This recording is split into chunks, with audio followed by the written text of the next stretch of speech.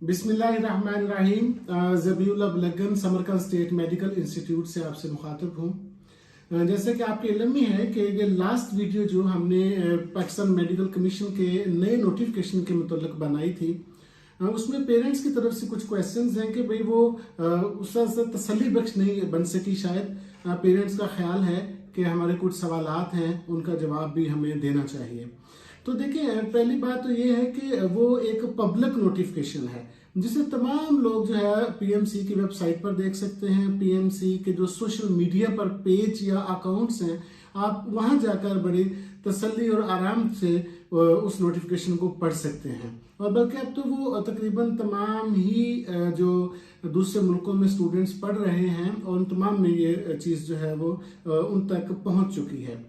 तो हम तो बस उसी को पढ़कर आपको थोड़ा सा यूं कह लीजिए कि उसकी डिटेल दे सकते हैं आपको, उसी को पढ़कर।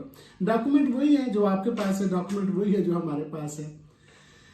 अभी जो सवाल हमारे सामने आ रहा है, जैसे पहले हमने बात की थी कि भाई कुछ जो कंट्रीज हैं वो पीएमसी की तरफ से इशू किए गए या जारी किए गए जो कंट्री लिस्ट हैं, उन दोनों लिस्टों में कुछ कंट्रीज नहीं आते, जो मैंने पहले भी वीडियो में मैं अर्ज कर चुका हूं।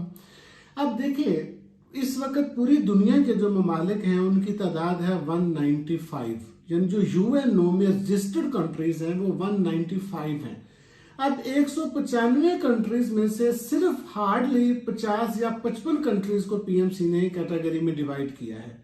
मैं समझता हूं कि बाकी जो 140 कंट्रीज हैं उनके लिए पाथवे 3 बना दिया है कि भाई जिन कंट्रीज को हम इस कैटेगरी में लेकर नहीं आ सके या जिन कंट्रीज का हम जिक्र नहीं कर सके, उसके लिए पाथवे 3 है। और उसमें जो मैंने उस दिन आपको पढ़कर सुनाया है, जिसके ऊपर बड़ा वाज़ेह लिखा हुआ है कि जो इन दोनों लिस्टों में नहीं आते लेकिन वो गवर्नमेंट यूनिवर्सिटीज हैं, तो उनकी डिग्री पाकिस्तान में एक्सेप्टेबल है और वो वापस जाके अपना एनएलई का एग्जाम दे सकते हैं।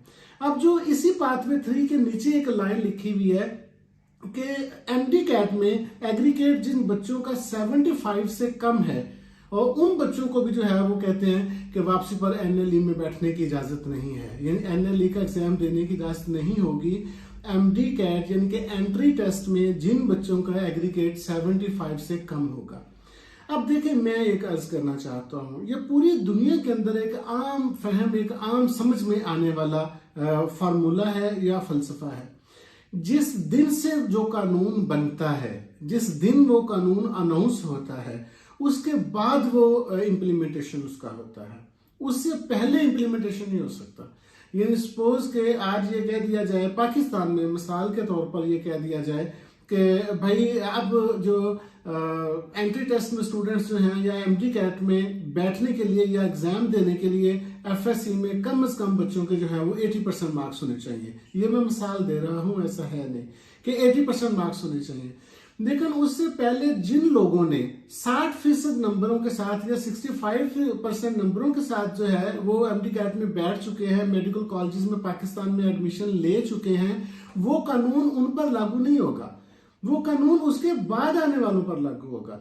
बिल्कुल इसी तरह से ये जो एग्रीगेट का मसला है, ये उन बच्चों के लिए है जो 2022 सितंबर में दूसरे मुल्कों में एमबीबीएस करने के लिए पाकिस्तान से बाहर जाना चाहेंगे, तो उनके लिए पीएमसी ने कहा है कि उन्हें भी एमडी कैट में बैठना चाहिए एंट्री टेस्ट में, और कम से कम 75% जो एग्रीगेट है उसको मेंटेन करना चाहिए।